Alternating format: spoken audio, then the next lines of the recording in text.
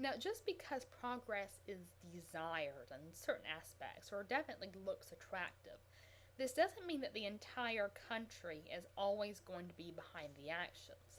And for this, we're particularly going to be looking at Mexico and the reforms of Benito Juarez.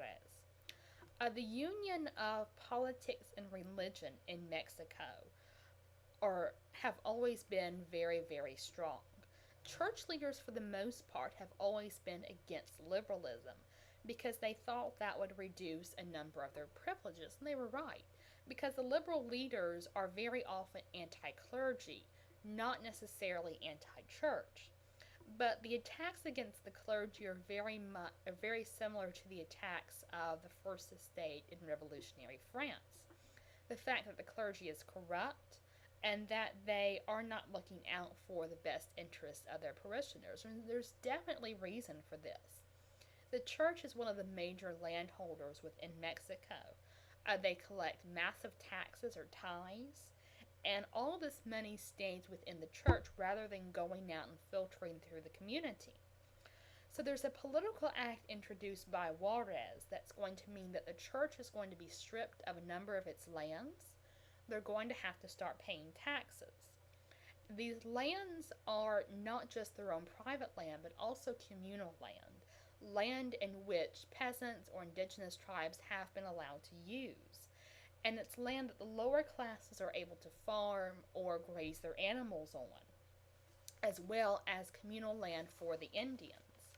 Now, what the liberals are trying to do by abolishing these communal lands is they're saying, okay, look, if you always have this land provided to you, you're never really going to work your way up to try and owning, to try and expanding, and that's what the liberals want to see.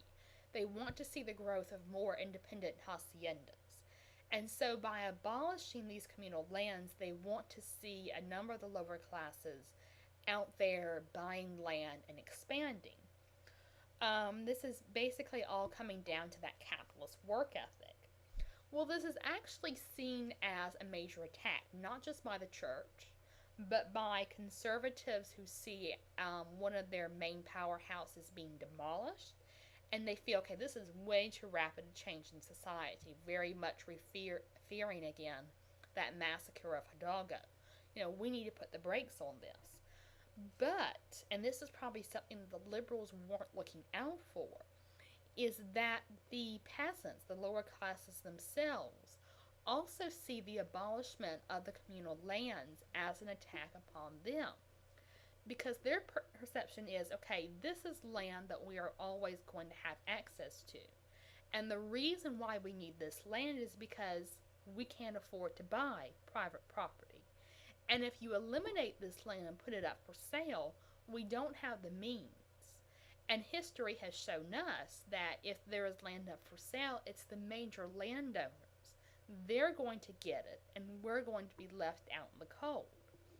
And so these reforms actually plunge Mexico into a civil war, and Juarez and the liberal government are forced out of Mexico City.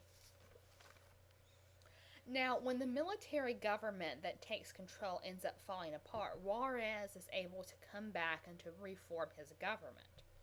Now, economically, Mexico has been devastated by the Civil War, and so he sits down and says, okay, we have to try and keep money in Mexico and rebuild. And a lot of the money is leaving Mexico and not being reinvested. It's going to debt payments into Europe, into France, into Spain, into Great Britain, into the United States. And so Juarez says, okay, in order to protect the economy of Mexico, I am suspending debt payments. We're going to stop paying our debts. And this completely outrages Europe. And the conservatives see this European outrage as an opportunity to regain power. Now, Europe, in terms of Spain, Britain, and France, are going to be sending in gunboats trying to take control of some of the major cities. And this is what's referred to as gunboat diplomacy. It's diplomacy, but it's diplomacy with a gun down your neck saying you're going to do this or else.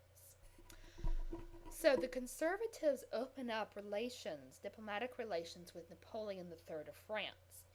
And they say, okay, look, if you install a representative to take over as leader, we will put our support behind him. and we will make sure that you begin getting repayment again for your debts. And so Napoleon installs one of his relatives in the Habsburg family, Maximilian, and he's going to be serving as Emperor of Mexico. Maximilian is really interesting because he really did want the best for Mexico. He very much loved the culture, he loved the people, and he supported a lot of the liberal reforms because he saw this as a step towards Mexico's development to be more like the European states. But he's a foreigner, and the conservatives have completely underestimated the response of the rest of Mexico. So it's really a double blow for the conservatives. Not only is Maximilian not giving in to a lot of the policies that they thought he would go for, there's also the fact that now the country is turning against the conservatives because they have introduced a foreign usurper. Now, Juarez is eventually able to regain control of the government yet again. Maximilian is arrested, put on trial, and eventually executed. His wife Carlotta is able to escape back to Europe, and she's referred to as insane.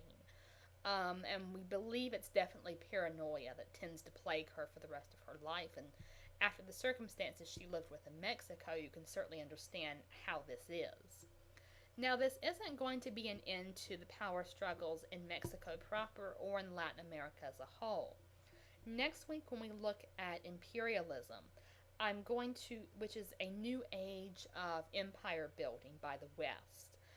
Not only are we going to be looking at growing Western influence in Asia and Africa, but we're also going to be following similar developments in the United States and Central and South America, as this disparity between control, political control, economic influence between the Americas becomes very much different.